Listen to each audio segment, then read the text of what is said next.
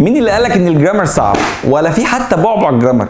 اقسم بالله الجرامر ده اسهل حاجه في الانجليش.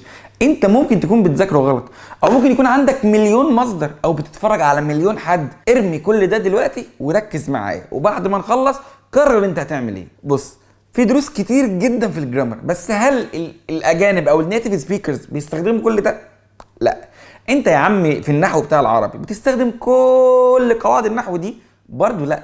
عندنا شويه حاجات اساسيه عايزين نركز عليها، وبعد كده نبقى نشوف قاعده اف وقاعده مش عارف ايه وقاعده وش ليه حاشر نفسك غلط؟ انت بتذاكر غلط، انت مهتم بالجرامر غلط. الجرامر بتاعنا او الانجليش ده اسهل جرامر لغات، والله العظيم.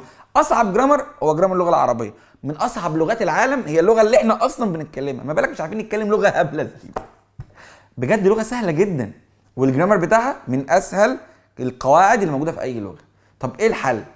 في 12 زمن موجودين في الانجليش. طيب هل انا محتاج اذاكر ال 12 زمن؟ لا، محتاجين نذاكر 6 ازمنه اساسيه ومعاهم لازم تعرف الازمنه اللي هقول لك عليها دي وتحطها تارجت في دماغك بس. يلا اكتب ورايا. present simple او المضارع البسيط، ده بيعبر عن حاجه بتحصل عموما. سهل اهو، بيعبر عن حاجه بتحصل عموما. past simple ماضي بسيط، وده بيعبر عن حاجه حصلت خلاص وانتهت.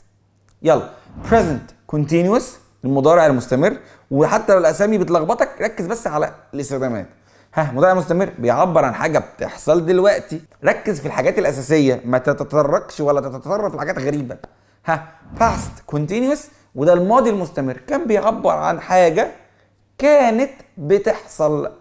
التاني حصلت، يعني مثلا كلت، كنت باكل، شربت، كنت بشرب، ضربت، كنت بضرب، وهكذا. يلا present perfect مضارع التام، ده ليه اكتر من استخدام. اهمهم ايه؟ بيعبر عن حاجه حصلت خلاص، بس ليها اثر موجود. ركز على ده بس دلوقتي، في استخدامات كتير بس عشان خاطر ده دلوقتي. عندي past perfect الماضي التام، بيعبر عن حاجه حصلت الاول قبل حاجه تانية بس. وعندك will بيعبر عن حاجه هتحصل. 7 استخدامات لو فهمتهم في الانجليش خلاص شكرا. ذاكر دول وهتلاقي كل الدروس الصعبه بالنسبه لك بقت اسهل، حتى قاعده اف، حتى الباسيف، حتى اي حاجه مبنيين على ده الاول. طب اركز على ايه يا مستر؟ على 3 هيلبنج فيربس، 3 هيلبنج فيربس، حاجه ده بس. فيرب بي هو ام واز وار واز وير اللي بيجي معاه اي ان جي، وده بيستخدم زمانين ايه؟ present continuous past continuous.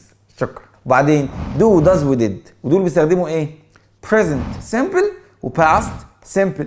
شكرا. وبعدين have و has و had، دول بيستخدموا ايه؟ present perfect و past